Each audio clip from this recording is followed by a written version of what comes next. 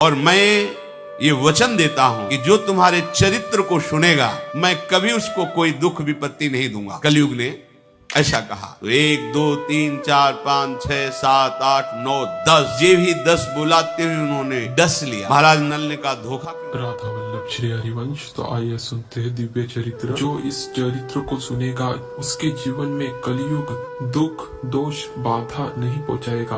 राजा नल और दमयंती का दिव्य चरित्र सुनते हैं गुरु जी के मुख से। विषय में एक चरित्र वर्षों से चल रहा है। परम धर्मात्मा पुण्य श्लोक महाराज नल और उनकी पतिव्रता पत्नी दमयंती जी। कलयुग ने विचार किया हमारे राज्य में हमारे शासन में कोई धर्मात्मा सुख प्राप्त कर सके ये मुझे बर्दाश्त नहीं है। क्रोधावेश में आकर उसने निश्चय किया महाराज नल को मैं ऐसी विपत्ति में फंसाऊंगा कि दुख ही दुख मिले। 12 वर्ष तक वो देखता रहा, कोई भी दोष नहीं मिला जिससे महाराज नल की बुद्धि को भ्रष्ट कर सके। एक दिन चूक हो गई, राजकार्य के चिंतन में मगन होने के कारण लघु शंका किया और अपवित्र दशा में सूर्य अर्घादि तर्पण आदि किया तो ये दोष हो गया। इसी दोष में कलयुग उनकी बुद्धि में प्रवेश कर गया। उनके जो भ्राता छोटे भ्राता थे पुष्कर, उनके हृदय में जाकर प्रेरित किया और जुआ खेलने के लिए उन्होंने द्यूत कीड़ा के लिए ललकारा। क्षत्रिय धर्म के अनुसार ललकार सहन करना उनके स्वभाव में नहीं होता। महाराज नल और पुष्कर की द्यूत कीड़ा हुई, सब कुछ हारते चले गए, राज्य भी हार गए, अपने शरीर के आभूषण वस्त्र भी हार गए। फिर उसने कहा दमयंती को दांव पे लगा दो। उन्होंने कहा ऐसा मैं अधर्माचरण नहीं कर सकता। उसने कहा सैनिकों से इनको नगर के बाहर निकाल दिया जाए, राज्य में घोषणा करवा दी अगर कोई थोड़ा भी सत्कार जल भोजन देगा उसे प्राण दंड दिया जाएगा। भयानक विपत्ति। कुछ ही दिनों में चक्रवर्ती राज्य भोगने वाला राजा गली का भिखारी बना दिया कलयुग। कोई पानी भी के लिए नहीं पूछ सकता। जिनके आगे सर झुकाते थे उनका कोई आदर नहीं। नगर से निष्कासित वन में जब भयानक जहां सिंह रीछ भालू आदि नाना प्रकार के जीव जो पीड़ा पहुंचाने वाले हैं, वहां उन्होंने विचार किया कि हमारी पतिव्रता पत्नी मेरे कारण दुख को क्यों प्राप्त करे। संध्या का समय था, पास में एक खंडहर था उस जंगल में। वहां जाकर के उन्होंने कहा देखो ये मार्ग जाता है पहाड़ी के पीछे से सरोवर, फिर एक ऋषियों का आश्रम मिलेगा, वहां से फिर आप किसी भी नगर में जाकर के आप रह सकती हैं।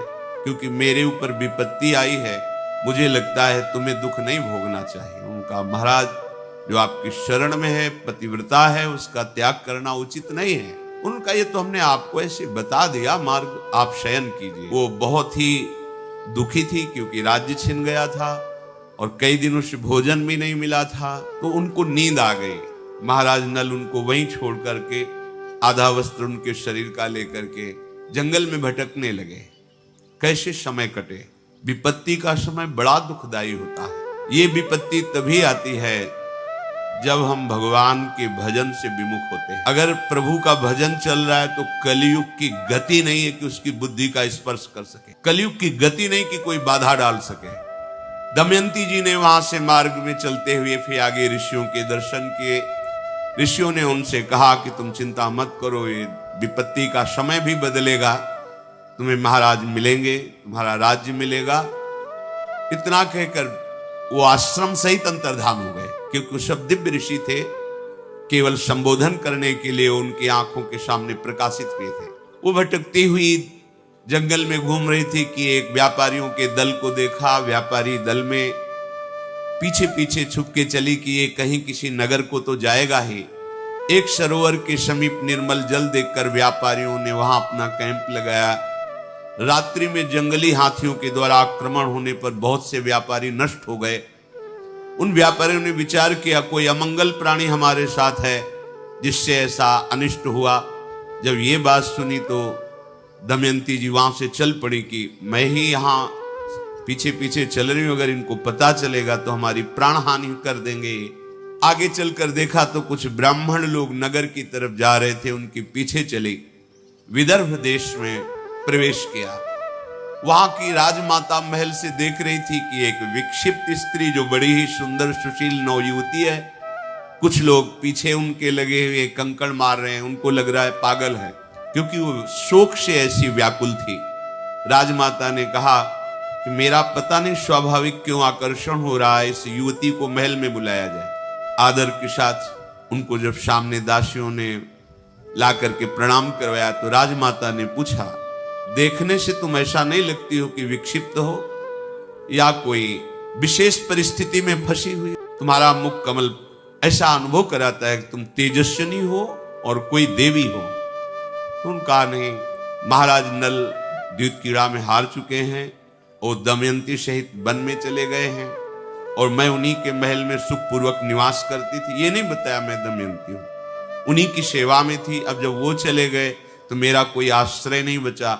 अगर राजमाता आप कृपा करें मुझे आश्रय दे दे तो आपका बहुत उपकार होगा, पर मेरा नियम है, मैं एक पतिव्रता हूं, किसी के चरण नहीं धोऊंगी, किसी का जूठन नहीं खाऊंगी, किसी पुरुष से संभाषण नहीं करूंगी, केवल ब्रह्म ऋषियों से बात कर सकती हूं। अगर इन नियमों की आप सुरक्षा कर सके तो मैं आपके यहां रह पाऊंगी। राजमाता ने स्वीकृति दे दी और कहा, जैसे मेरी बेटी सुनंदा रहती है ऐसे तुम बेटी की तरह हो, कोई भय नहीं यहां। इधर महाराज नल बड़े ही व्याकुल होकर के कि ये विपत्ति कैसे नष्ट होगी, जंगल में भ्रमण कर रहे थे। उसी समय आवाज आई, पुण्य श्लोक धर्मात्मा महाराज नल मेरी रक्षा कीजिए, रक्षा कीजिए। जिधर आवाज आ रही थी उधर वो दौड़ के गए तो देखा दावानल लगा हुआ है, जंगल में भीषण आग फैली हुई और कोई आग की ज्वाला के बीच में पुकार रहा है। इन्होंने देवताओं को प्रसन्न किया था तो अग्नि भगवान ने वरदान दिया था कि कभी अग्नि की दाहिका शक्ति तुम्हें जलाएगी नहीं, अर्थात ज्वाला में तुम चंदन की तरह शीतल होते हुए जा सकते हो। वरुण देवता ने आशीर्वाद दिया था, जहां तुम चाहोगे वहीं जल प्रकट हो जाएगा। बड़ी देवताओं की आराधना की थी। तो अग्नि के प्रभाव से रहित उस ज्वाला में महाराज नल प्रवेश किए तो देखा बड़ा ही विशालकाय भयंकर करकोटक नाग कुंडली मारे बैठा हुआ है। नाग ने कहा, महाराज मुझे बचा लीजिए, मैं चल नहीं पा रहा हूं क्योंकि मुझे देवर्षि नारद का शाप हो गया है। मैंने उपहास कर दिया देवर्षि नारद का। संतों का उपहास करना पुण्य नाशक होता है। उस दिन से मैं जड़ की तरह यहीं पड़ा हूं। अब ये दावानल लग गया, मैं एक कदम भी नहीं चल सकता। मैंने देवर्षि से प्रार्थना की थी कि मुझे क्षमा कर दो, तो उन्होंने कहा था जब महाराज नल तुम्हें दर्शन देंगे तो उसी समय तुम हमारे शाप से मुक्त हो जाओगे। तो आप मुझे उठा करके यहां से बाहर कीजिए, मैं शाप मुक्त भी हो जाऊंगा और तुम्हारा मंगल करूंगा। मैं सबसे तेजस्वी नाग, सबसे बड़ा जहरीला, मेरा नाम करकोटक है। महाराज नल ने कहा, तुम इतने भयंकर विशाल कायों में तुम्हें कैसे उठा सकता हूं। उन्होंने कहा कि आप उठाइए, मैं आपके लिए बहुत हल्का हो जाऊंगा। गोद में उठाकर जब बाहर किया रखने लगे तो उन्होंने कहा, नहीं, पहले तुम अपने कदम गिनो फिर रखो, जब मैं रोक दूं तब रुक जाना। तो 1 2 3 4 5 6 7 8 9 10 जे भी 10 बुलाते हुए उन्होंने डस लिया। महाराज नल ने कहा, धोखा क्यों किया तुम कहते थे तुम्हारा कल्याण करेंगे, हमने तुम्हारी प्राण रक्षा की और तुमने हमें डस लिया। बोले, मैं तेजस्वी नाग हूं, मेरा प्रभाव विष का संकल्प के अनुसार होता है। तुम्हारे शरीर पर बिल्कुल प्रभाव नहीं पड़ेगा जहर का। तुम्हारे अंदर बैठा हुआ जो कलयुग है वो जलेगा, उसके अंग अंग में मेरा जहर जाएगा और वो बड़ी शीघ्रता से तुम्हारे शरीर का त्याग करेगा और उसके त्याग करते ही तुम्हारी बुद्धि शुद्ध हो जाएगी और सारी संपत्ति प्राप्त हो जाएगी। ये कलयुग तुम्हें महान दुख दे रहा है। पर काटने के प्रभाव से उनका शरीर काला हो गया और नाटा हो गया। तो उनका ये क्या किया, मेरा नल रूप जो था वो तो अंतर्हित हो गया। बोले, तुम्हारे काम में आएगा क्योंकि शत्रु राजा तुम्हारा नाश कर देगा, इसलिए अब तुम्हें कोई पहचान नहीं पाएगा। आज से तुम्हारा नाम बाहुक होगा, तुम अपने को बाहुक कहना। और ये पट एक वस्त्र दिया कि जब तुम चाहना कि नल रूप प्रकट हो जाए तो ये वस्त्र ओढ़कर मेरा ध्यान करना, तो तुम्हारा ये रूप हट जाएगा और तुम नल रूप में प्रकाशित हो जाओगे। और जाओ, तुम्हारा मंगल हो। आज के बाद कभी भी कोई दाढ़ वाला जंतु तुम्हें खा नहीं पाएगा, कोई भी विषैला कीड़ा काटेगा, विष नहीं चढ़ेगा। और जहां कहीं तुम्हारी कोई विपत्ति होगी तो मैं सहायता के लिए आ जाऊंगा, ऐसा उसने वरदान दिया। महाराज नल से कहा कि तुम्हारे रक्षा के योग्य अयोध्या नरेश महाराज ऋतुपर्ण धर्मात्मा पुरुष हैं, तुम वहां जाओ, उनके समीप जाने से तुम्हारा मंगल होगा। बाहुक अर्थात महाराज नल राजा ऋतुपर्ण के समीप गए और कहा, महाराज मैं समस्त कलाओं में प्रवीण हूं, विश्व में कोई अश्व विद्या का ऐसा ज्ञाता नहीं जो मेरे समान हो। तीव्रगामी रथ से यात्रा बहुत कम समय में पूर्ण कराना ये मेरे हस्त लाघव होगा, और शिल्प कला का मैं बड़ा प्रवीण हूं और राजनीति का मर्मज्ञ हूं। आपको जब कभी कोई सलाह की जरूरत होगी तो मैं सलाह भी दूंगा, आप मुझे रख लीजिए, मेरा नाम बाहुक है, अपने सारथी के पद पर रख लीजिए। उन्होंने स्वीकार कर लिया। महाराज नल जिस समय जुआ खेल रहे थे तो दमयंती ने देख लिया था कि अब इनकी बुद्धि अपवित्र हो गई है, इसलिए अपने कुमारी और कुमार इंद्रसेन और इंद्रसेनी को अपने पिता के पास भेज दिया था मायके, और अपने सारथी जो महाराज नल के सारथी थे उनका नाम वार्ष्णे था, उनसे कहा था कि तुम रथ और घोड़े और हमारी पुत्र पुत्री को पिता के पास छोड़कर वहां से चले जाना, और जहां तुम अच्छा समझना वहां रुकना जब तक हमारा समय न बदले, और जब समय बदल जाए तो तुम पुनः अपने सारथी पद पर आकर विराजमान हो जाना। तो वो संयोग से वहां ऋतुपर्ण के यहां ही सेवा में थे। जब वार्ष्णे ने देखा कि इसकी बात और इसके गुण और इसका आभास तो मेरे महाराज नल जैसा है लेकिन रूप नहीं है, संकुचित हो गए और अपने साथ रख लिया, क्योंकि वो भी घोड़ों की ही सेवा में थे और इनको सारथी पद मिला था। इधर दमयंती जी के हृदय में बड़ी वेदना हो रही थी कि मैं तो महल में रह रही हूं लेकिन मेरे पति प्राणेश्वर पता नहीं किस विपत्ति को सह रहे हो। महाराज भीम दमयंती के पिता थे। जब कुमार कुमारी वहां छोड़े गए तो उनको पता चला परिस्थिति का, तो उन्होंने शास्त्रों ब्राह्मणों को बुलाया और दक्षिणा देकर कहा कि आप दिशाओं में जाइए और सब जगह खोज कीजिए, अगर नल दमयंती का पता आप लगा लेते हैं तो आपको कई हजार गौवें, स्वर्ण मुद्राएं और नगर ये आपकी सेवा में हम समर्पित करेंगे। ब्राह्मणों ने खोज की। एक ब्राह्मण ने ये सूचना पाई कि यहाँ राजमाता के यहाँ कोई नवीन युवती आई हुई है। अब वो कौन है ये मुझे पता नहीं। गुप्तचरों द्वारा उस ब्राह्मण ने जब ऐसा सुना तो महल में प्रवेश किया। ब्रह्म ऋषियों को महल में कोई रोक टोक नहीं होती थी, किसी भी राजा के महल में जा सकते हैं। वहां जाकर राजमाता से कहा, तुम्हारे यहाँ कोई नवयुवती दासी आई हुई है, हम दर्शन करना चाहते हैं। जब देखा तो बचपन से उन्हें देख रहे थे दमयंती को, क्योंकि वहीं राज दरबार के पुरोहित थे। देखते ही उन्होंने कहा, बेटा तुम अपने मस्तक को धोइए, क्योंकि मस्तक में इनके एक दिव्य चिन्ह था जो बचपन से वो पहचानते थे। जेवी धोया तो समझ गए दमयंती है। राजमाता से कहा, ये कोई दासी या सैरेंद्री नहीं है, ये महाराज पुण्य श्लोक नल की पत्नी महारानी दमयंती हैं और ये भीम राजकुमारी हैं जो बड़े पराक्रम से युक्त है। ये तुम्हारा सौभाग्य है जो दमयंती जी तुम्हारे यहाँ सेवा में रहे। ये परिचय प्राप्त करके वो तो बहुत प्रसन्न हुई कि हमारा अत्यंत सौभाग्य है, और मुझे पता है कि दमयंती तो मेरी बहन की ही पुत्री निकली, मेरे द्वारा कोई त्रुटि नहीं हुई, अर्थात दासी की तरह हमने व्यवहार नहीं किया। ये बड़ा कृपा रही जो हमारी बुद्धि ऐसी रही। अब बेटा तुम बिल्कुल निश्चिंत रहो, ये महल तुम्हारा, संपत्ति तुम्हारी। उन्होंने कहा, नहीं, अब हमें अपने पिता के पास जाना है, क्योंकि मुझे महाराज नल की खोज करनी है। ब्राह्मण के साथ पिता के पास पहुंचे। पिता ने उन्हें बड़ा आदर सत्कार किया। दमयंती जी ने अपनी माता के समीप जाकर अपने हृदय की बात कही और कहा कि हम चाहते हैं कि कुछ गुप्त रूप से ब्राह्मण भेजे जाएं, जिनको मैं श्लोक सिखाऊंगी और हर सभा में, हर नगर में जाके श्लोक का गायन करें। ब्राह्मण जन जाकर सभा में या नगर की गलियों में वो श्लोक गाते। जब कोई उत्तर नहीं मिलता तो और नगर में चले जाते।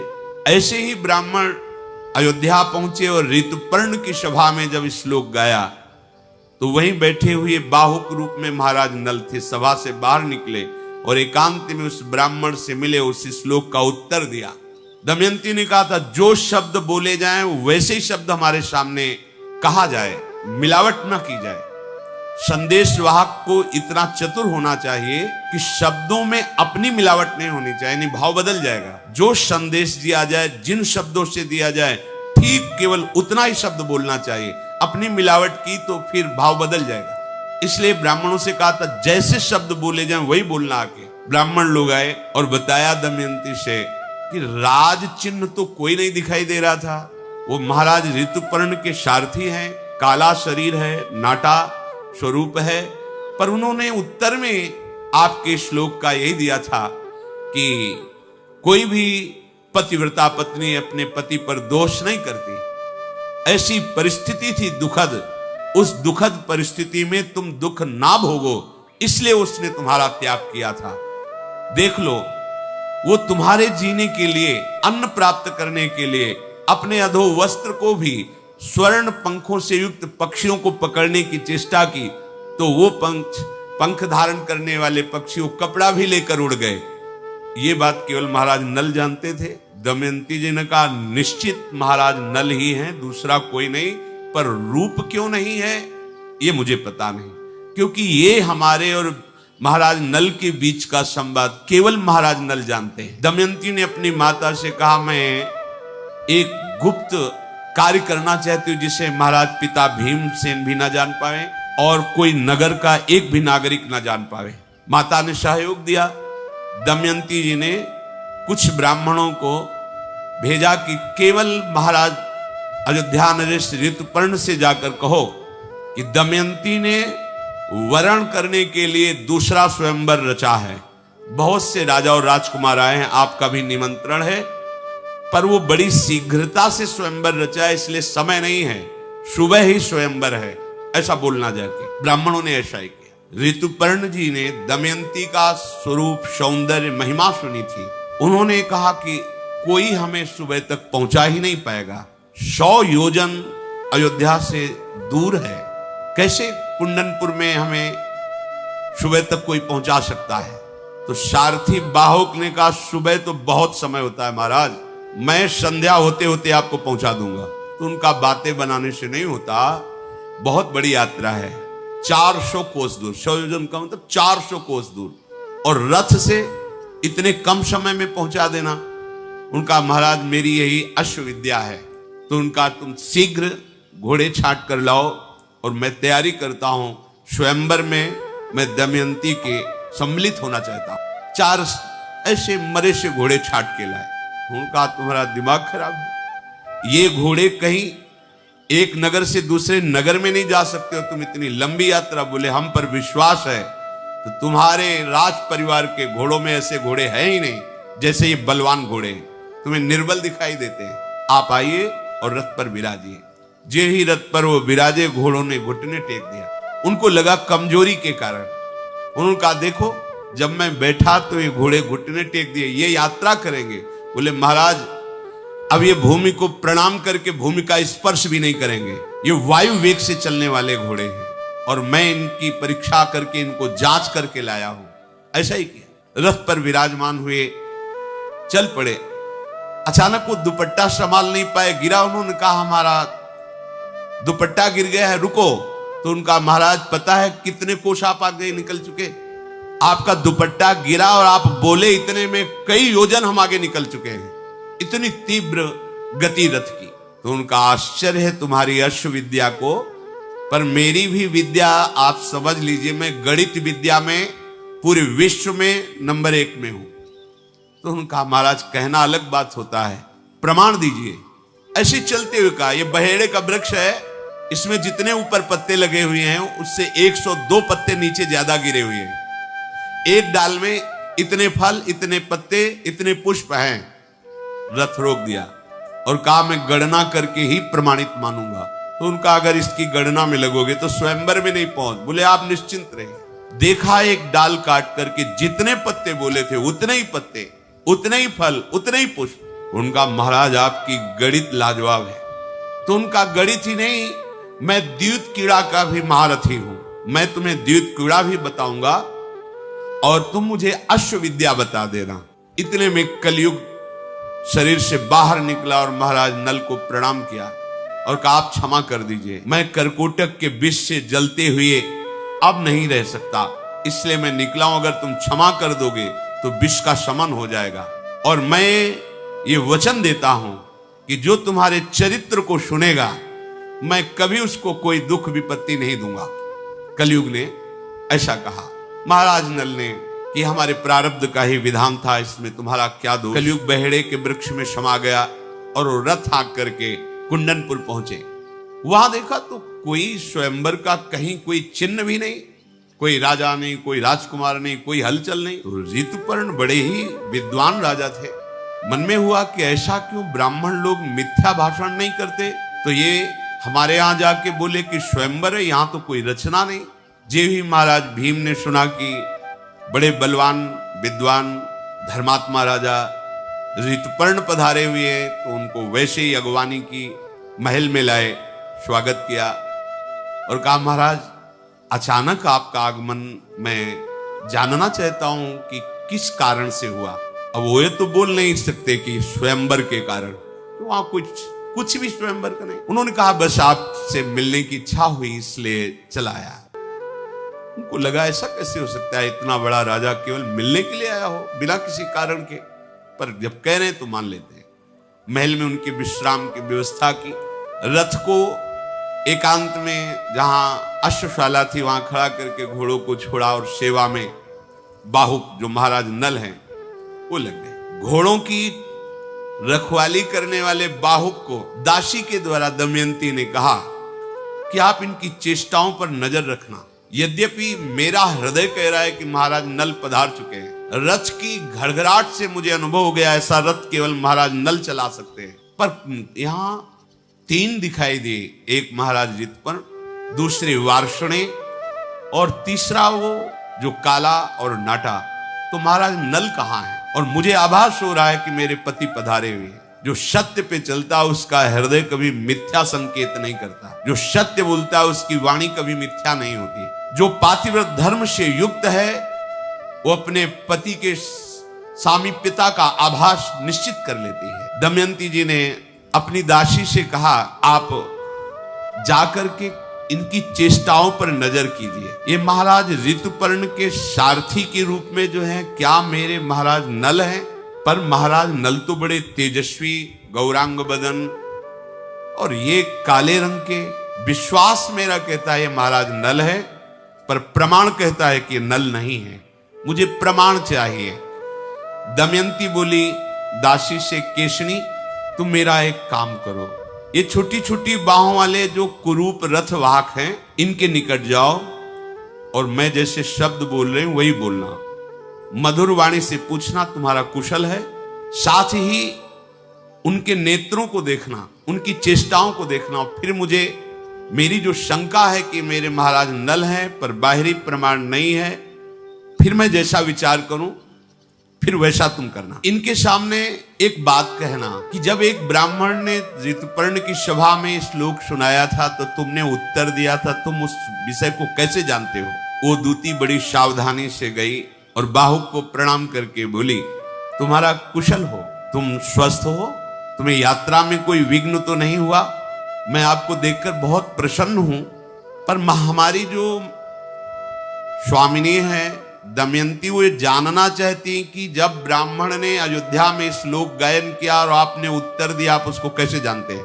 आपने उत्तर क्यों दिया और उस उत्तर के रहस्य को आप कैसे जानते हैं? और जब स्वयंवर की बात हुई तो आप इतनी शीघ्र यहां आ गए, ऐसी अश्वविद्या आपको कहां से प्राप्त हुई? या तो महाराज नल में है या महाराज नल जिसको शिक्षा दे दे उसमें है। आप इन 2 बातों का उत्तर दीजिए। बाहुक बोले वो वार्ष्णे हैं जो महाराज नल के सारथी हैं और उनको तो जानती अयोध्या नरेश है और मैं उनका सारथी हूं। मैं अश्वविद्या में महाराज नल से बिल्कुल कम नहीं हूं, सारथी के कार्य में बड़ा निपुण हूं। मैं ये नहीं बता सकता कि मुझे विद्या कहां से प्राप्त हुई है, पर मैं महाराज नल से कम नहीं हूं। मुझे वेतन देकर ऋतुपर्ण ने अपनी सेवा में रखा है। और जो तुम श्लोक की बात कह रहे हो तो मैंने किसी से सुन रखा था, इसलिए मैंने उत्तर दे दिया। क्योंकि कोई पतिव्रता पत्नी को क्यों त्यागेगा जब तक वो भारी विपत्ति में नहीं होगा? भारी विपत्ति में भी उसके सुख को निमित्त बना करके त्यागा होगा, इसलिए मैंने वो श्लोक गान कर दिया। वो आकर के दमयंती से बोली कि आपने जो प्रश्न किया था उसका उत्तर ऐसा उन्होंने दिया है।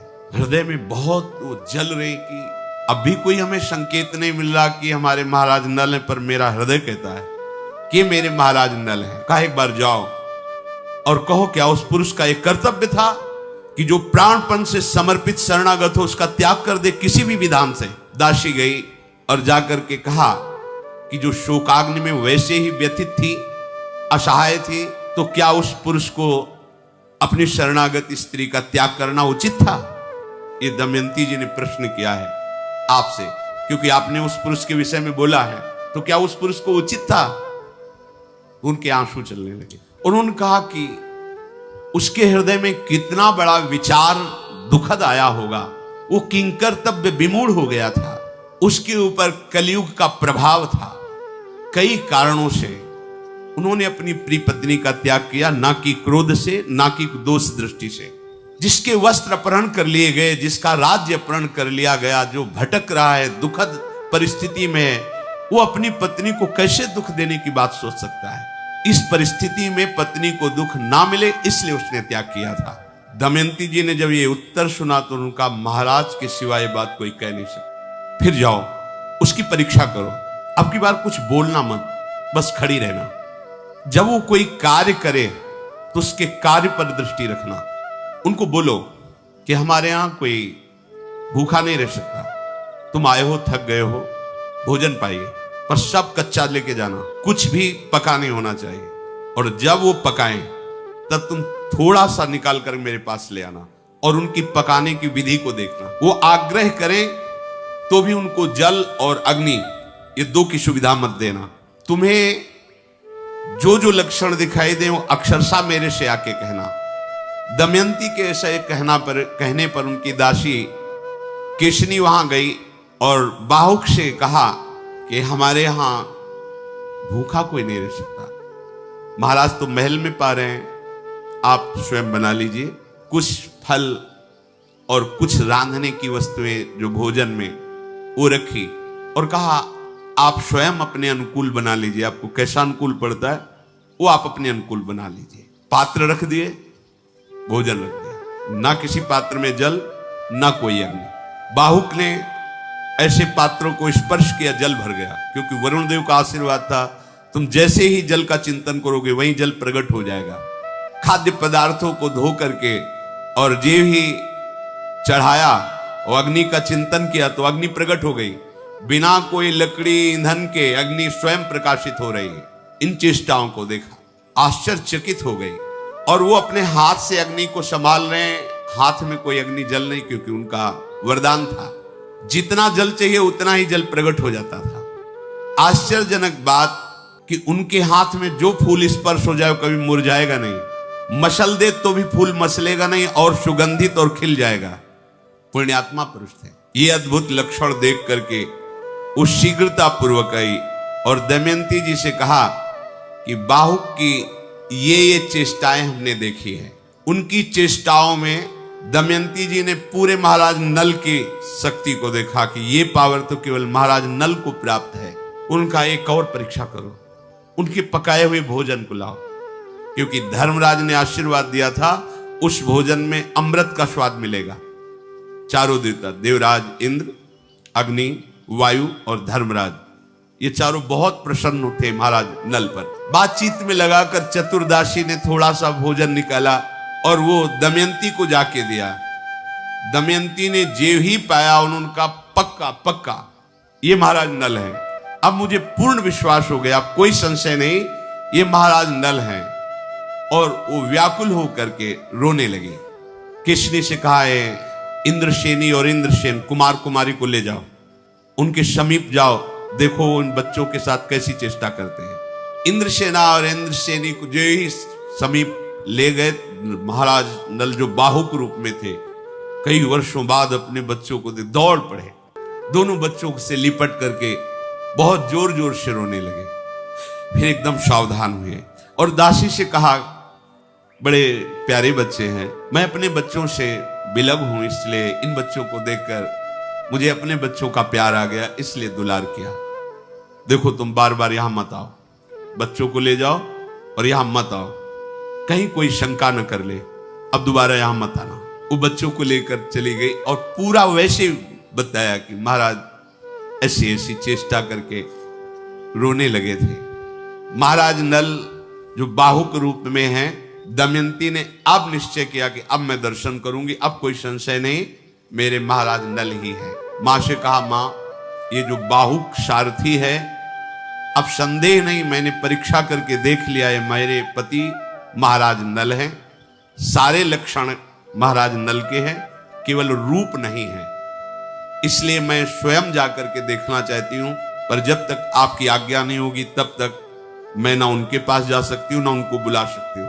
आप आज्ञा कीजिए, मैं जाऊं या आप बुला दीजिए उनको महल में। दमयंती के ऐसा कहने पर महारानी ने विदर्भ नरेश भीम को यह सूचना दी कि आपका आदेश मिले तो महल में उनको बुला लिया जाए। उनका आदेश हो गया।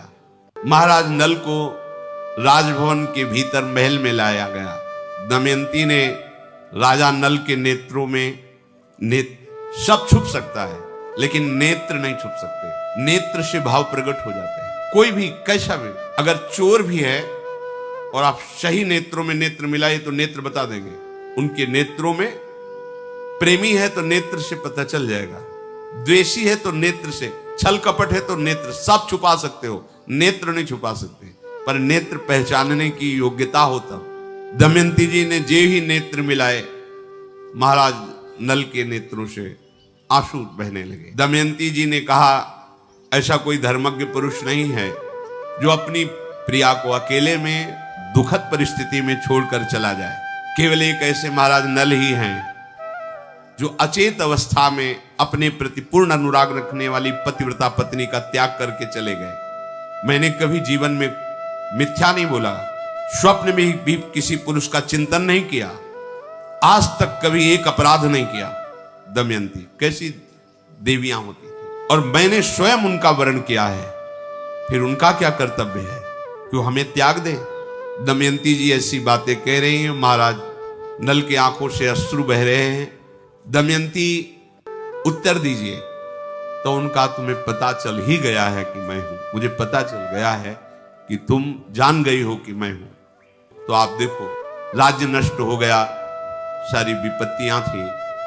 अगर उस समय कलयुग मेरी बुद्धि में बैठा था और मैं तुम्हें त्याग न देता तो पता नहीं कौन से संकट में तुम फंस जाती, इसलिए मैंने तुम्हारा त्याग किया था। मैंने धर्म से चल करके, तपस्या के द्वारा कष्ट सह करके कलयुग को परास्त कर दिया है। अब हमारे दुखों का अंत हो गया है।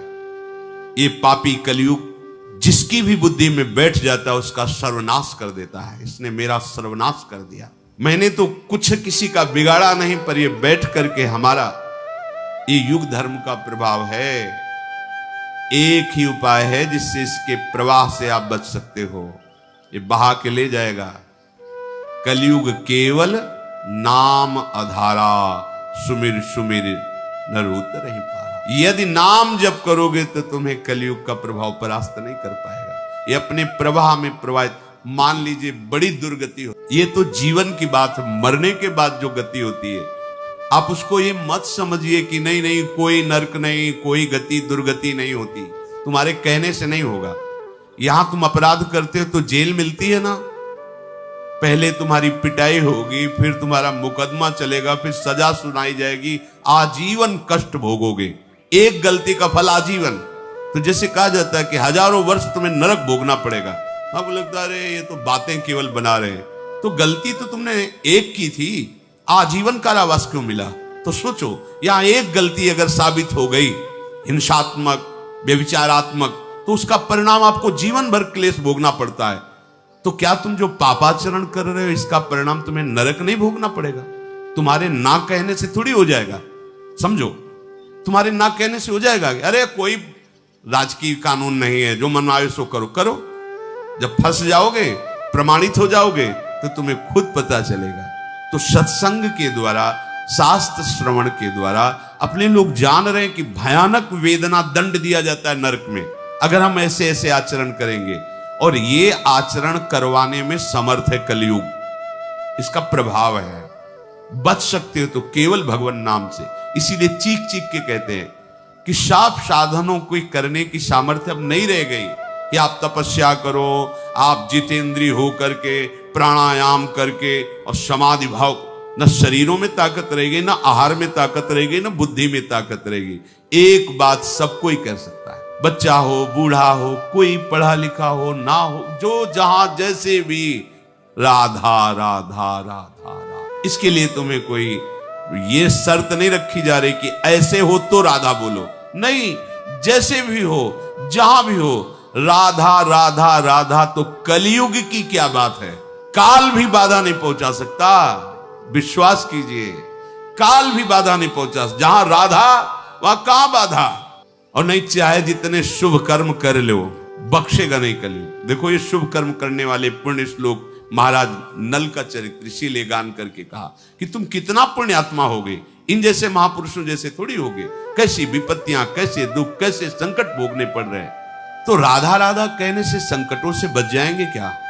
पहली बात, तस्मात् शास्त्रम प्रमाणम थे। कोई बात केवल भावुकता पूर्वक कही जाए तो भी अच्छा है, लेकिन प्रमाण युक्त। हित सजनी स्वरूपा महाप्रभु हरिवंश चंद्र जी महाराज कह रहे, अनुल्लिख्यानंतानपि तदप राधान मधुपतिर महाप्रेमा विष्टम तो परम देयम विमृशति तवैकम श्री राधे गृणत इह नामामृत रसम महिम्नः कः सीमाम स्पृशति तौ दास्यैक मनसाम।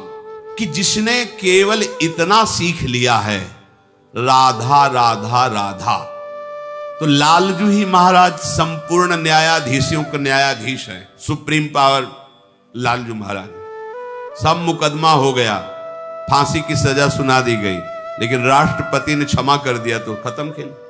ऐसे ही महान पापी हो, महान अपराध किया है, लेकिन भगवान श्री कृष्ण ने तुम्हें क्षमा कर दिया। अहम त्वाम सर्व पापेभ्यो मोक्षयिष्यामि मा शुचा, खत्म खेल।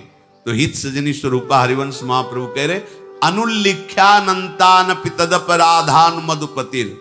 चूक की बात नहीं कह रहे, अपराध की बात कह रहे। कितने बोले अनंत। यदि तुम राधा राधा राधा राधा ऐसा रट रहे हो, तो इस नाम के प्रताप को जानने वाले श्री कृष्ण चंद्रजू तुम्हारे पूर्व के सारे पाप नष्ट कर देंगे और आगे के लिखेंगे नहीं। अनुल्लिख्यानंतानपि तदपराधान मुद।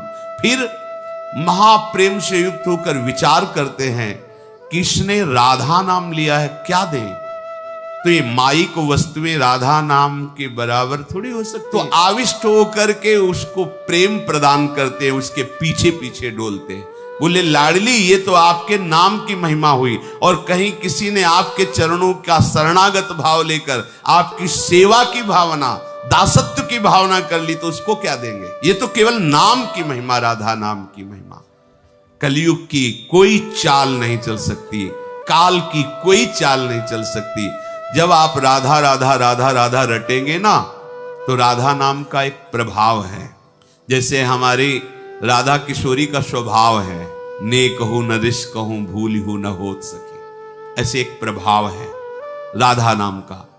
प्रगटित प्रेम प्रकाशम सकल जंतु शिशिरीकृत चित्तम गत कल तिमिर समूहम निर्मल अकलंक उदित जग चंद्रम। कलयुग की कोई भी चाल राधा नाम जापक के ऊपर नहीं प्रभाव डाल पाएगी। और प्रगटित प्रेम प्रकाशम, हृदय में प्रेम को प्रकाशित कर देगा।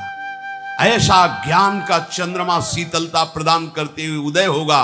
कोई भी अज्ञान की आकर्षणकारी मायामयी वृत्तियां आपको परास्त नहीं कर पाएंगी। विशद चंद्र तारा तने शीतल किरण प्रकाश अमृत सींचत मम हृदय सुखमय आनंद रास। सुखमय आनंद रास सकल जन शोक हर समुझ जाए शरण ते डरत ना काल डर। दियो दांति न भय द्वंद दुख सब घटे। नित नित नव नव प्रेम कर्म बंधन कटे। कटे कर्म बंधन संसारी सुख सागर पूरी तति भारी। विधि निषेध श्रृंखला छुड़ावे निज आलय बन आन बसावे। ओ आलय बन बसत संग पारस के आयस कनक समान भयम। मांगो मन मनसी दास अपनी करी पूरन काम सदा हृदयम। हो गई बात, श्री जी के पास पहुंच गए। राधा राधा राधा जितने भी श्वासे हैं, कोई भी हो कहीं भी हो, इससे सहज अमृत में बात नहीं मिल। राधा राधा राधा कोई भी बाधा स्पर्श नहीं कर सकती। गरजते हुए तुम्हारा जीवन व्यतीत होगा, गरजते हुए। हरिवंश भरोसे भय निडर और नित गर्जत हरिवंश बल, ये बल प्रकट हो जाएगा तुम्हारा। हा हरि रा राधा वा वृंदावन सा सहचरी। नहीं तो अभी तो 5000 के ऊपर ही कुछ वर्ष में, मतलब अभी घुटने के बल भी कलयुग नहीं चल रहा। 4,32,000 वर्ष की आयु है, जवानी में इसके क्या होगा। अभी तो बच्चा भी ऐसा बच्चा है कि अभी घुटने के बल भी सही ढंग, 4,32,000 में तो अभी 32,000 वाला भी नहीं पूरा हुआ। 4,32,000 वर्ष की आयु है, अभी तो 5,000 कुछ वर्ष हुए होंगे कलयुग को लगे हुए। थोड़ा तो लाख में पहुंचने दीजिए, फिर देखना भाव भ्रष्टाचारा सब संसारा, धर्म सुने नहीं काना, कलिकाल बिहाल किए मनुजा, नहीं माने को अनुजा तनुजा। आने तो दो, ये मत सोचो कि अगला जन्म होगा तो हम भजन करके सिद्ध हो जाएंगे। बिना भजनानंदी सिद्ध महापुरुषों के आश्रय के भजन होता ही नहीं। भजन कोई छोटी मोटी बात नहीं। और कलिकाल का जैसा प्रचंड रूप बढ़ता चला जाएगा, ये सब अपने को नहीं मिलेगा। जो भगवत साधन चाहिए, ना आहार मिलेगा, ना संग मिलेगा, ना ऐसे महापुरुषों का सानिध्य, हम कैसे चल पाएंगे। अभी अवसर है, निकल चलो। ये बुद्धि को भ्रष्ट करने वाला कलयुग यहाँ का सम्राट है। अगर बच सकते हो तो केवल भगवान नाम से, दूसरा कोई उपाय नहीं, कोई उपाय नहीं। जगह जगह वर्णन किया गया। कृतयुगे ध्यायते विष्णुम त्रेतायाम यजतई मखई द्वापरै परिचर्यायाम कलौ तद्धरि कीर्तनात्। अन्य युगों में ध्यान की महिमा, पूजा सेवा की, यज्ञ की महिमा, लेकिन कलयुग में एक ही बात केवल बचा सकती, नाम जप। नाम दूसरा, नाम जप करो, नाम कीर्तन करो, नाम गुणगान करो। महाराज नल ने कहा दमयंती जी से कि मैंने अपने उद्योग से, तपस्या से कलयुग को परास्त कर दिया, अब हमारे दुखों का अंत ही है, ऐसा समझो। आप हमें क्षमा करना। कोई भी प्रेमी अपने प्रीतम पर क्रोध नहीं करता, उसकी चेष्टाओं में दोष दर्शन नहीं करता। अर्थात आप हम पे दोष मत देखो कि हमने तुम्हारा त्याग किया है, तुम्हारे सुख के लिए तुम्हारा त्याग किया है। ये जो तुमने पूरे देश में फैलाया कि तुम दूसरा स्वयंवर करना चाहते हो, ये बात मुझे नहीं पची। महाराज ने कहा, क्या ऐसे पवित्र हृदय वाले को दूसरा स्वयंवर करने की बात भी सोचनी चाहिए। ये बात सुन करके दमयंती जी कांप गई। और उनका तुम्हें पता होना चाहिए, ये कहीं सूचना नहीं कि मैं स्वयंवर कर रही हूं। ये केवल आपको लाने के लिए, केवल आपके महाराज ऋतुपर्ण के पास, ये ना यहाँ हमारे पिता को पता है, ना पूरे देश को किसी को पता है। ये केवल आपको पता है और महाराज ऋतुपर्ण को, क्योंकि ऋतुपर्ण आएंगे तो आप आएंगे, इसलिए मैंने ये बात कही थी। वस्तुतः यहाँ कोई स्वयंवर नहीं, किसी को सूचना नहीं गई है। ये योजना केवल आपके दर्शन के लिए हमने की थी कि आपको हम कैसे ढूंढ निकालें। मैं अच्छी तरह जानती हूं कि इस जगत में पातिव्रत धर्म का पालन कैसे किया जाता है। अगर आपको थोड़ा भी संशय हो तो जिन देवताओं की आपने आराधना की, वही देवता मेरे भी हैं। मैं उन देवताओं से प्रार्थना करती हूं, मैं सत्य हूं, पवित्र हूं, मन वचन कर्म से कभी किसी पुरुष का भी चिंतन नहीं किया, तो प्रकट होकर साक्षी दे कि मैं पवित्र हूं। जे ही ऐसा कहा तो त्रिलोकी में विशेष शक्तिशाली 3 देवता, वायु देवता, सूर्य देवता, चंद्र देवता प्रकाशित हुए और उन्होंने कहा कि एक एक शब्द परम पवित्र है दमयंती का। कहीं इनके मन में, वचन में, कर्म में, तीनों में अन्य भाव नहीं। उत्तम के बस असमन माही सपन हुआन पुरुष। कैसी मर्यादा, कैसे सतित्व, कैसा पातिव्रत धर्म। इसीलिए सारी सिद्धियां प्राप्त हो जाती हैं। जो एक यति को गति होती, वही एक सती की होती है। एक महात्मा कश्यप नाम के थे, वो तपस्या कर रहे थे। एक वृक्ष के नीचे बैठे ध्यानस्थ थे, तो एक बगुली ऊपर से बीट कर दिया तो उनके माथे पे गिरा। वो बड़ी गुस्सा आई, ऐसे देखा वो बगुली भस्म हो गई, गिरी और जल गई। वो लगा पावर आ गया हम में, उठे और चल पड़े। ये पावर नहीं संतों का, नहीं, कोई भूल ना करे। पावर ये है कि हमको सभा के बीच में मारा, अपमानित किया, और हम हृदय से प्रभु से प्रार्थना करके उसको परम पद पहुंचाएं। ये हमारा सामान, ये हमारा तपस्या है, ये हमारा बल है, यही हमारा विषय है। हमारा विषय ये नहीं कि कोई हमारे प्रतिकूल हो जाए तो उसका मंगल हो जाए, नहीं। अगर कोई हमें गाली देता है, हमारा अपमान करता है, हमारी निंदा करता है, तो हमारी साधुता इसी बात की है कि उसका मंगल हो, उसका कभी अमंगल ना हो। ये नहीं कि उसको भस्म कर दिया, उसको दंड दे दिया, या अपने तपोबल से विघ्न डालकर उसके जीवन को मिटिया मिट कर दिया। ये राक्षसी भाव संतों में नहीं होता, कभी नहीं। देखो ठाकुर हरिदास जी को मार कोड़े खून से लथपथ हैं, 22 बाजारों में कोड़े मार मार करके जान से मारने की चेष्टा कर रहे हैं। बोले हरि बोल करता है। मुस्कुरा कर देखा, बोले अब तुम्हारा कल्याण हो जाएगा। तुमने 2 बार हरि बोला ना, अब देखो अभी तक उनको अपनी चिंता नहीं, चिंता है कि इन जल्लादों का कल्याण के। हरि बोल बोला। ईसा मसीह जी को क्रूस पे टांगा गया, अश्रुधारा चली।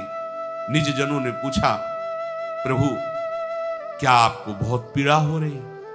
तो उनका हाँ, हृदय में। इस शरीर के लिए नहीं, मैं इनके लिए ईश्वर से प्रार्थना कर रहा हूं कि जिन्होंने मुझे क्रूस पर टांगा है, इनको क्षमा करना, इनकी बुद्धि शुद्ध करना, इनको सदैव सुख प्रदान करना। प्रभु ये आपके बच्चे अज्ञानी हैं, इनको कभी दंड ना देना। ये है महात्मा का सुर, ये है महात्मा के सुर। थोड़ी की बगुली ने हग दिया, उसे भस्म कर दिया। मानते हैं तपस्या में बल है, पर तपस्या अबोध प्राणियों की हिंसा करने के लिए है क्या? अब वो अहंकार से उठे और एक घर में भिक्षा के लिए गए, आवाज लगाई भिक्षाम दे। तो घर से एक बहू निकली, उसने कहा महाराज कुछ क्षण रुकिए, अभी अभी आपकी व्यवस्था करते हैं भिक्षा की। और दूसरे दरवाजे से उनके पतिदेव पधारे, तत्काल वो भूल गई।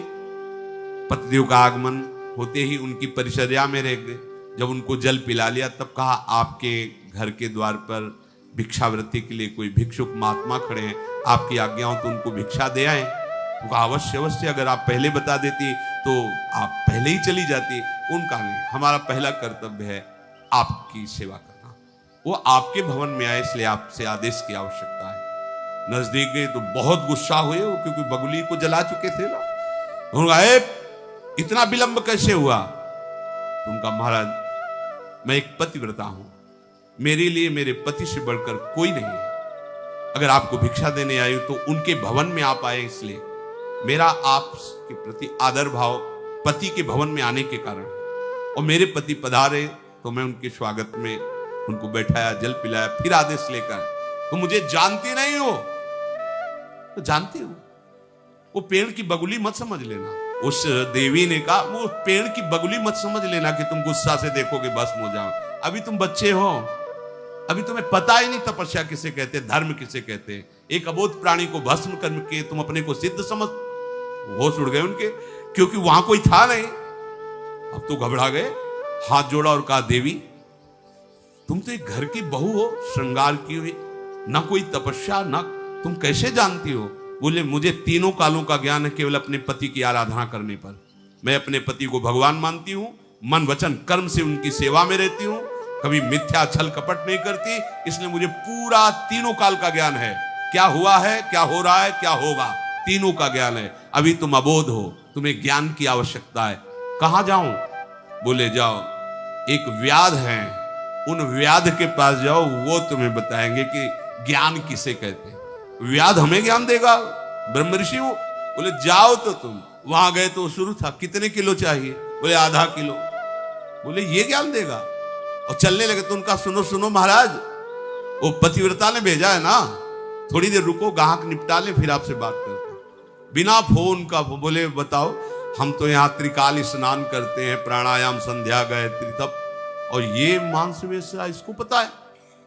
जब तो बोले मुझे बड़ा आश्चर्य हुआ, आपको कैसे सिद्धि प्राप्त हुई?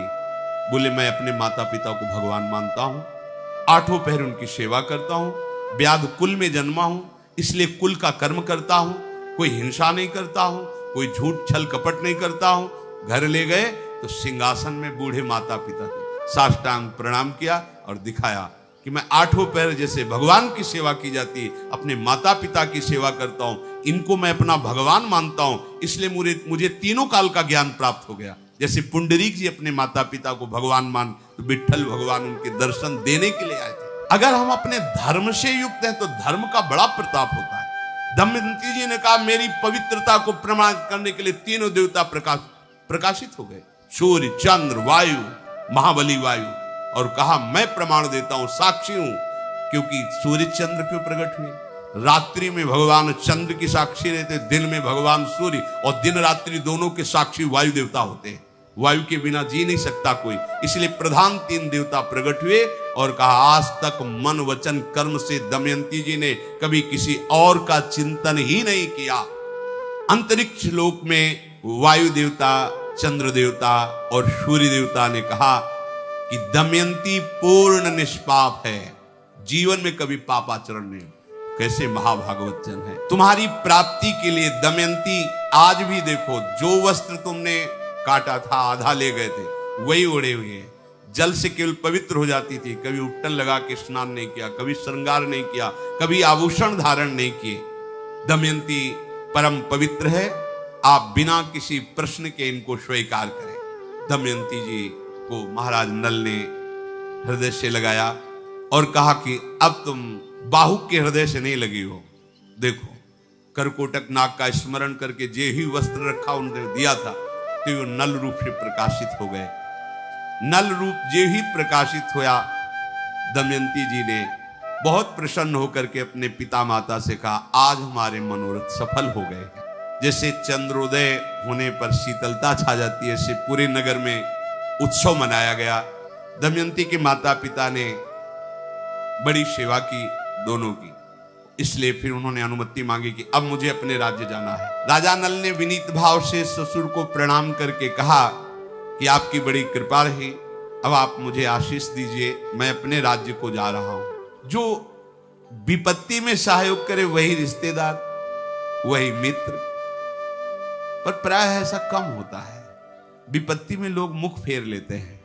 कोई बिरला ही जो धर्मात्मा पुरुष भगवत भाव वाला हो वही सहयोग करता है। नहीं विपत्ति में फंसे हुए को चाहे जितना सगा संबंधी हो, हमने देखा है, भ्रमण के समय देखा है, जीवन में देखा है, प्रभु के सिवा कोई साथ देने वाला नहीं दिखाई देता। जब ये पता चलता है ना कि ये किसी काम का हमारे नहीं रह गया तो कोई प्यार नहीं करता, कोई साथ नहीं देता। और ये तब तक समझ में नहीं आता जब तक विपत्ति नहीं आती। इसलिए बड़े बड़े संतों ने कहा है कि विपत्ति बहुत बड़ा मित्र है जो असली चेहरा संसार का दर्शन करा देता है। जो थोड़े दिन होए हित अनहित या जगत में जान परे सब, कौन वास्तविक मेरे से प्यार करता है ये पता चलता है विपत्ति में।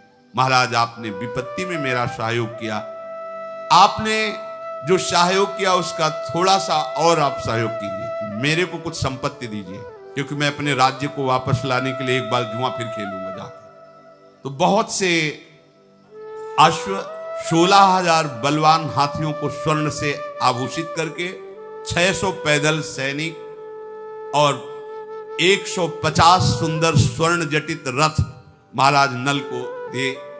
बड़ी स्वर्ण अशरफियां आप जाए।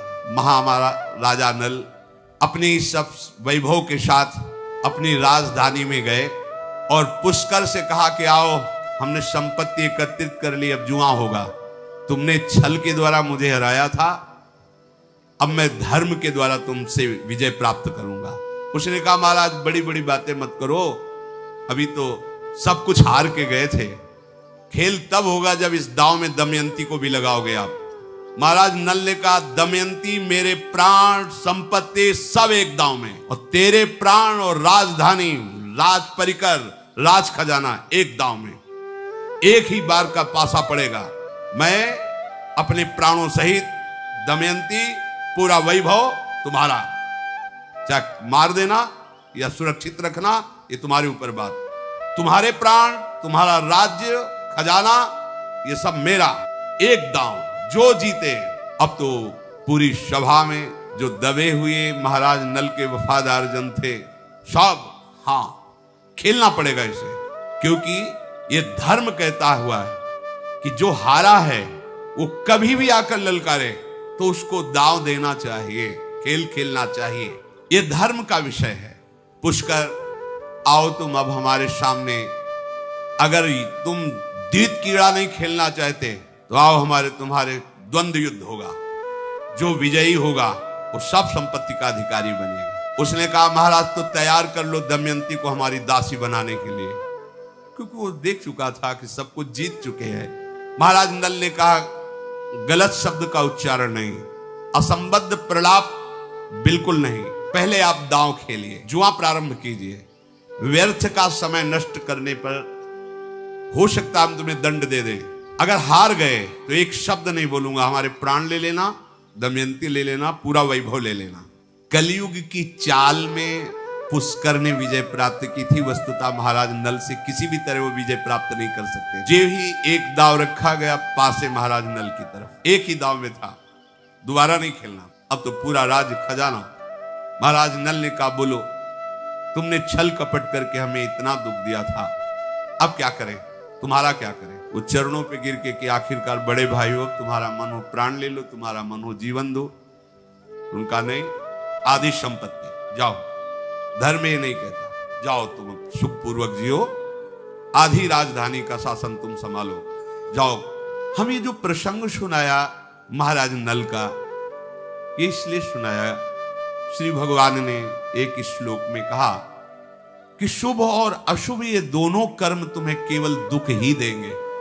यद्यपि शुभ का फल सुख होता है और अशुभ का फल दुख होता है, लेकिन जो यहां शुभ का फल सुख होता है वो भी दुख ही होता है, क्योंकि दुखालयम अशाश्वतम, ये दुखमय ही है। जैसे एक रास्ते में संत जा रहे थे तो उन्होंने देखा कि एक स्वर्ण सर्फियों से भरी थैली है, तो एक शिष्य ने उठाया, देखा अरे स्वर्ण सर्फियां, प्रसन्न हो गया। महाराज चुप, वहीं रख, वहीं रख। उनका क्यों? बोले इसलिए कि ये दुख है, ये सुख नहीं है। बोले महाराज गली गली रोटी मांगने से अच्छा है सर्फिया पास रहेगी, जिसको आदेश करेंगे वो भोजन देगा। बोले दुख है।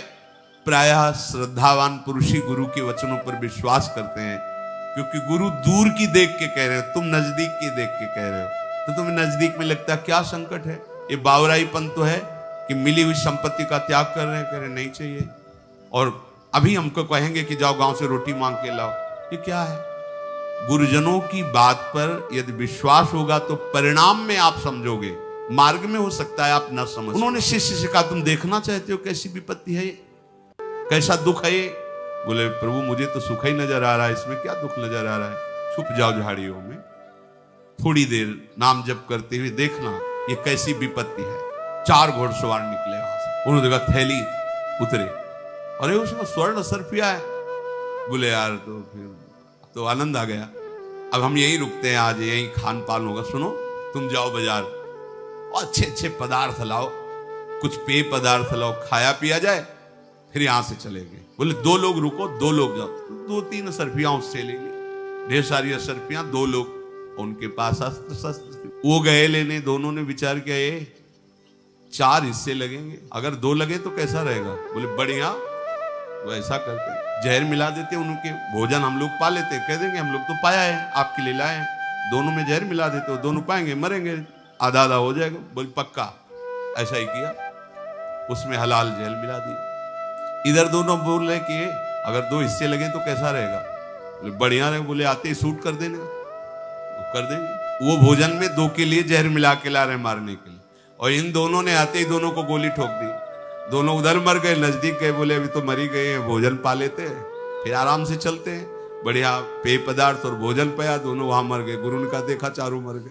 देखा, ये है विपत्ति, और ये जब तक पड़ी रहेगी कितनों की जान ले लेगी। ऐसे ही हम लोग जिसे सुख समझते हैं वही हमारी दुर्गति का कारण बना हुआ है, क्योंकि भगवान ने इसका नाम दुखालयम रखा है, तो सुख कैसे हो सकता है। इस दुखालय में शुभ अशुभ कर्मों के परिणाम से तुम्हारा मंगल नहीं होने वाला। कैसे मंगल होगा। बोले चित्तस्य ही प्रसादेन हंति कर्म शुभाशुभम प्रसन्नात्मात्मनि स्थित्वा सुखमानन्त्यमश्नुते।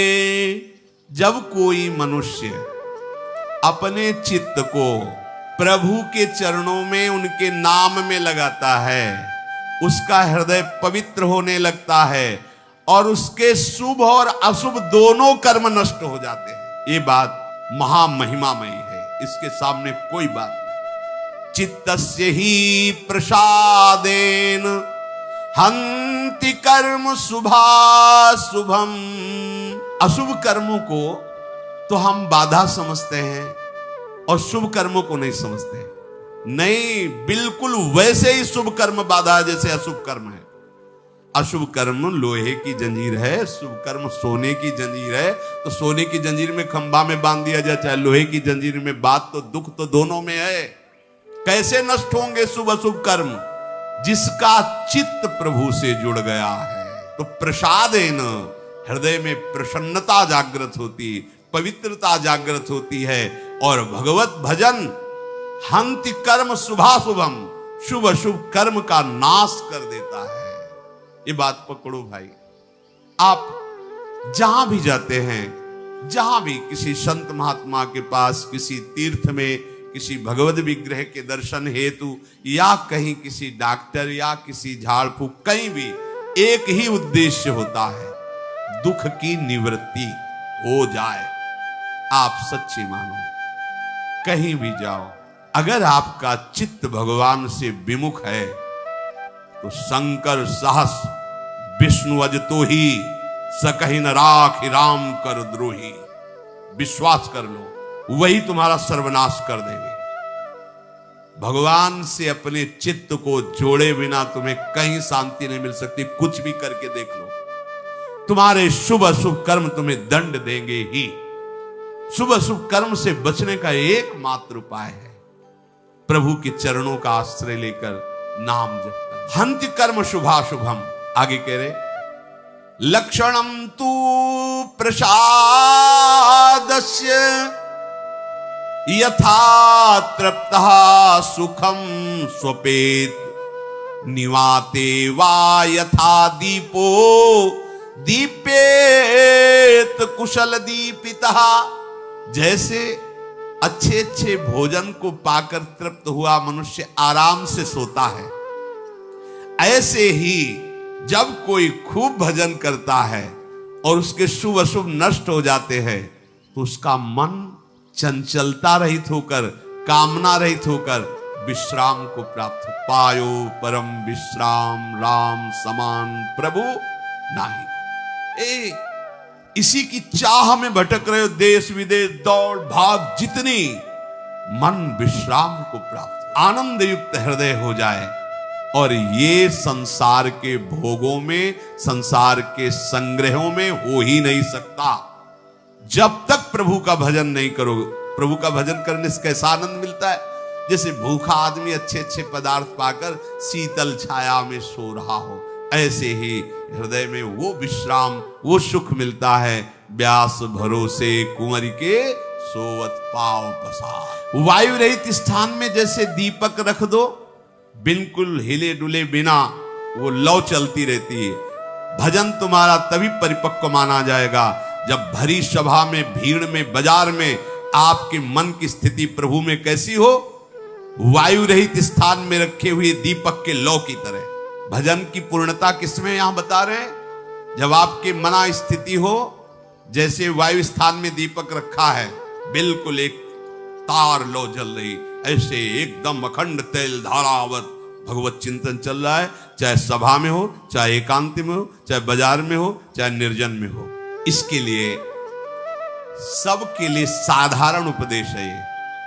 साधारण शब्द इसलिए प्रयोग कर रहे हैं कि असाधारण भी साधना होती है। जो असाधारण साधना होती है उसमें रात्रि के 1 या 2 के बीच में जग जाया जाता है। पूरी दिनचर्या, जैसे आप सब कृपा पात्रों की, श्री जी की कृपा से यही दिनचर्या चल रही है। क्योंकि जब हम यहाँ 2:45 बजे, तो यहाँ सब रंगोलियां बनी हुई, तो मतलब है कि 2 बजे 1:30 बजे से शुरू किया होगा, तभी तो ऐसा। लेकिन साधारण दिनचर्या प्रत्येक प्राणी के लिए कह रहे हैं। अगर आप आनंद चाहते हो तो पूर्व रात्रे परेचयु युंजाना सततम मनः। 8 पहर होते हैं, तो 8 पहर में 1 पहर 3 घंटे, 8 × 24, तो दिन का पक्ष 12 घंटे, 4 पहर, 4 × 3 = 12। रात्रि का पक्ष 12 घंटे, उसमें कह रहे हैं कि 3 घंटे रात्रि लगने पर और 3 घंटे रात्रि जाने पर केवल भजन करना चाहिए। अर्थात 10 बजे जैसे सो जाए तो 11, 12, 1, 2, 3, 4 6 घंटे हो गए। 4 बजे के बाद सबको जग जाना चाहिए। जो संसार में 4 बजे के यहाँ 4:15 तो सत्संग शुरू होता है। 4 बजे सबको जग जाना चाहिए। अगर आप 4 बजे नहीं जगते, सूर्य उदय हो जाता है, आप सो रहे हैं, तो आपकी बुद्धि नष्ट होगी, आपकी आयु नष्ट होगी, अकाल मृत्यु होने की संभावना रहेगी, शरीर रोग ग्रसित होगा और दरिद्रता आपका पीछा नहीं छोड़ेगी। चाहे जितना रुपया कमा लो, तुम्हारा हृदय दरिद्र रहेगा। भावना में तुम, कामना में दरिद्र ही रहोगे। जैसे इतना मिला तो और इतना, कभी शांति नहीं मिलेगी। ये भागवतिक सिद्धांत है। ब्रह्म मुहूर्त प्रातःकालीन 4 बजे सबको उठ जाना चाहिए। और जो निरंतर भजन करना चाहता, लघ्वाहारो विशुद्धात्मा, भोजन उतना पाना चाहिए कि भोजन पाने के बाद अगर आप खड़े हो तो आपको ये नहीं लगना चाहिए कि पेट में वजन पहुंच गया है। लघ्वाहार हो, थोड़ा आहार, क्योंकि अगर ज्यादा आहार पा लोगे तो भजन में वृत्ति नहीं रहेगी। रोज पाना है यार, जिंदगी भर पाना है, थोड़ा थोड़ा पाओ और खूब भजन करो। जिसका भोजन नीरस, शब्द याद कर लो, उसका भजन सरस, और जिसका भोजन सरस उसका भजन नीरस। ये महापुरुषों के वाक्य है, आप खुद अनुभव करके देख लेना। यहां तक खट्टी डकारे आ रहे, फिर शाम के पाला है, तो फायदा क्या हुआ यार? पाले का तो मतलब भजन बने। लघ्वाहार हो और विशुद्धात्मा, आपको अपने चित्त का मार्जन करना, पोछा लगाना है। चित्त में क्या कूड़ा करकट होता है? राग, द्वेष, कामना, ये सब कूड़ा करकट है। देखो, उपासक को इतनी सामर्थ्य रखनी चाहिए कि जैसे कल किसी ने हमें गाली दी, अपमान किया, और आज फिर उसके दर्शन हो, तो आपको भूल जाना चाहिए कि कल इसने गाली दी थी। राधे श्याम, राधे श्याम। तो लगे क्या खोपड़ी है इसकी, कल तो गाली दिया था, आज उसको कोई फर्क नहीं, तो तुम्हारी साधना ठीक है। जगत ग्रीवा ऐसे नहीं झुका देता, इसलिए झुकाता है कि जहां हम फेल है वहां तुम पास हो।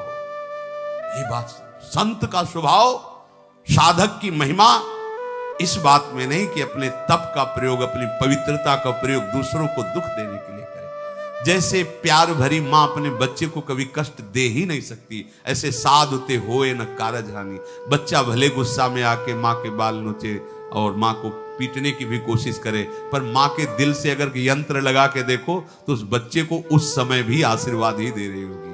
भगवान तुम्हारा मंगल करे। ऐसी अनंत माताओं जैसा प्यार गुरुदेव संतों के हृदय में होता है। देखो ना कैसे कैसी पीड़ाएं दी गई संतों को, पर उन्होंने यही मनाया तुम्हारा मंगल हो।